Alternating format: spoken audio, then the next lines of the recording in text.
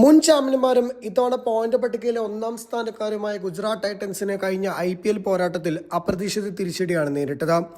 Point പട്ടികയിൽ ഏഴാമതുള്ള Lucknow super giants ആണ് സ്വന്തം തട്ടകത്തിൽ ഗുജറാത്തിനെ 33 റൺസിന് പരാജയപ്പെടുത്തിയത്.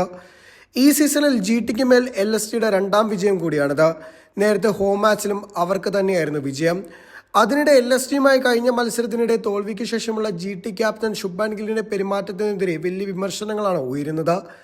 LSG നായകൻ ഋഷഭ് പന്തിനെ ഗില്ല് അപമാനിച്ചതായാണ് ഒരു വിഭാഗം ആരാധകർ ചൂണ്ടിക്കാണിക്കുന്നത്. സ്വന്തം ടീം പ്ലേ ഓഫിൽ കടന്നപ്പോഴേക്കും ഇത്ര ജാടയായോ എന്നാണ് ആരാധകർ ചോദിക്കുന്നത്. നരേന്ദ്രമോദി സ്റ്റേഡിയത്തിൽ നടന്ന Gujarat Titans Lucknow super giants മത്സരത്തിനു ശേഷം ഇരു ടീമുകളെയും താരങ്ങൾ ഗ്രൗണ്ടിൽ വെച്ച് ഹാൻഡ്ഷേക്ക് ചെയ്തതാണ് വിവാദമായത്. LSG നായകൻ ഋഷഭ് പന്ത് വളരെ സന്തോഷവാനായാണ് ഗില്ലിനെ അതിന് സമീപിച്ചത്. എന്നാൽ ഗില്ല് ഭയങ്കര ശുഭിതനായും നിരാശനായുമാണ് കാണപ്പെട്ടത്.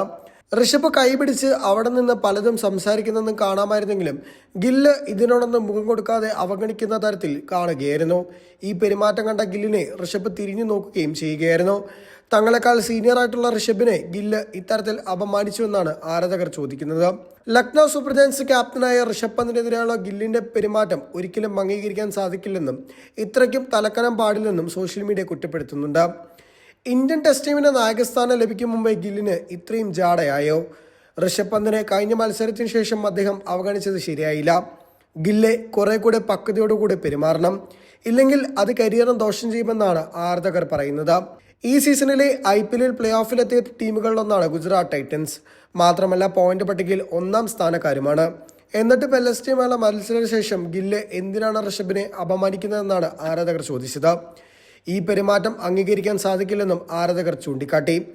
ലക്നൗ സൂപ്പർ ജയൻസുമായുള്ള മത്സരശേഷം അവരുടെ ക്യാപ്റ്റനായ ഋഷഭ് പന്തിന്റെ വാക്കുകൾ പോലും അവഗണിച്ച് ഗില്ല് നടന്നു നീങ്ങിയത് ശരിയായില്ല. ജയങ്ങളും തോൽവിയുമെല്ലാം ഒരേപോലെ എടുക്കാൻ ശ്രമിക്കണം, അല്ലാതെ തോറ്റ ശേഷം എതിർ ക്യാപ്റ്റനോട് ഒരു ഓപ്ഷൻ തീർക്കുകയല്ല ചെയ്യേണ്ടത്. ഇങ്ങനെയാണെങ്കിൽ അന്താരാഷ്ട്ര ക്രിക്കറ്റിൽ ഇന്ത്യൻ ടീമിനെ ദീർഘകാലം ഗില്ല് നയിക്കുമോ എന്നാണ് ആരാധകർ ചോദിക്കുന്നത്.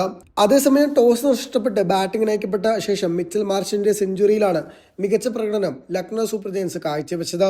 എന്നിട്ടും മറുപടി ബാറ്റിംഗിൽ മത്സരത്തിൽ ഗുജറാത്ത് പരാജയപ്പെട്ടത് വലിയ രീതിയിൽ തിരിച്ചടിയായി.